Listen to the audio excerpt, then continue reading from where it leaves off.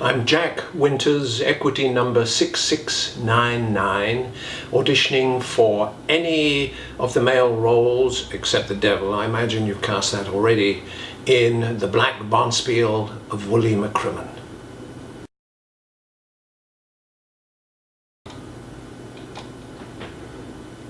Morning, Wully.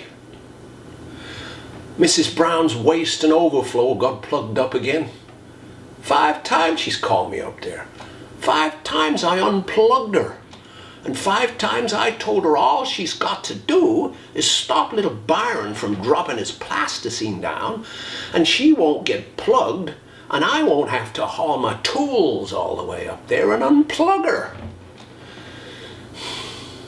But that's the trouble with plumbing, Wully.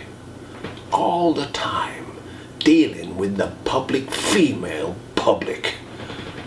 And that's where Malleable Brown has it all over me. Blacksmithing, you don't get many women walking in and asking you to do a job for them with them breathing down your neck. Don't find him tangling with the female public the way I do. Well, he does some, but not 100% the time. It gets on a person's nerves. Look at me. How many years I've been curling second for you? And I should have been skipping a rink for 22 years. Just one reason why not. Nerves. Plumber's nerves. Loose as the fringe on an Indian jacket. I say, you can't have iron nerves and be a plumber. And you can't skip unless you got iron nerves. I'm a good second. We're all good, Wully. You're skipping the best rink in Wild Rose. Malleable Charlie Brown's a nice third, except for when that back of his goes out on him. Clock Charlie Brown's a dandy lead, except for when he gets to thinking that he's the skip. And we all been curling together for over 20 years. And this year, we're curling better than ever before. Why, look at last night. After the 4th end, Doc Hanley didn't have no more chance than a gopher through a 26-inch thrashing machine. Way we're curling this year, we could take the McDonald Briar. How'd you like to curl the McDonald Briar, Wully? The McDonald Briar.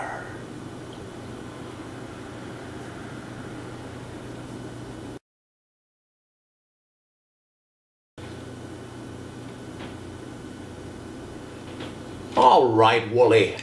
What was so important I had to come right over here and me 2 weeks behind on all my watch repairs?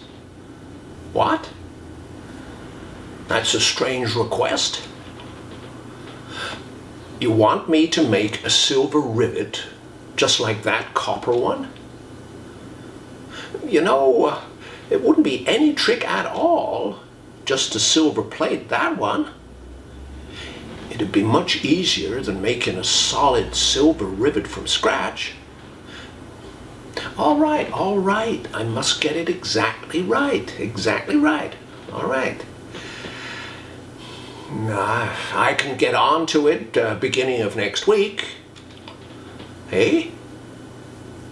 Beginning of the week's no good to you? No good at all? You must have it first thing in the morning? Look, I never rush you on the boots. I'm a busy man like you are. I got the husband wedding folks coming in, buying china cut glass and other good stuff. Wully, don't look at me like that. Oh, all right, I'll do it. I'll have it here first thing in the morning.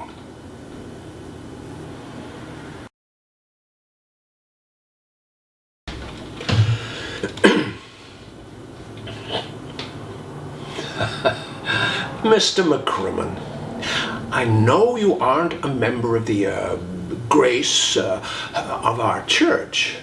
Still, I'm calling on you, just as I did on all the others, in regard to our new church. We hope to break ground on it early this spring, when we have managed the necessary funds, of course. Managed the necessary funds?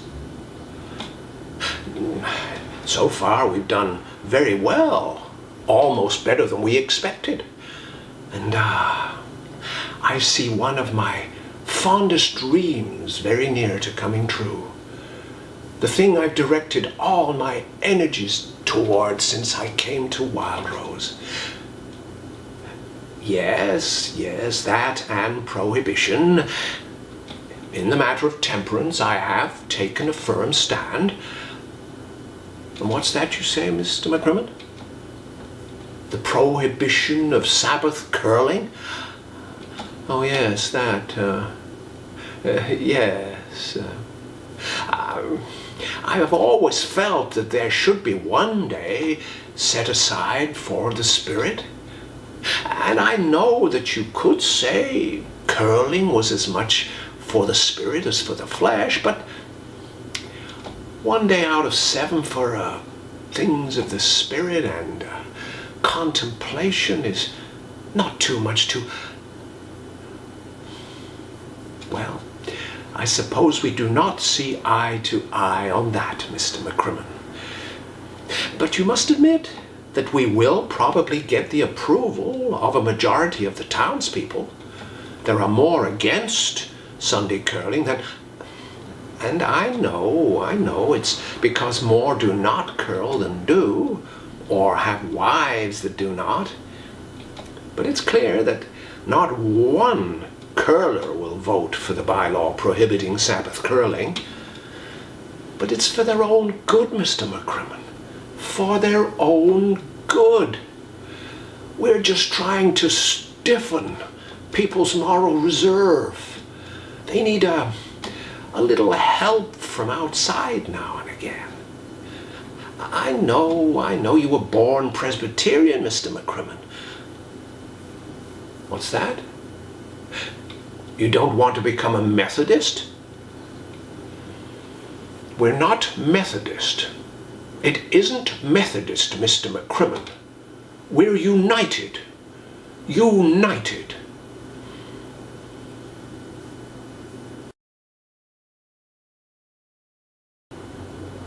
And then there are the other characters, the curlers on the Devils team.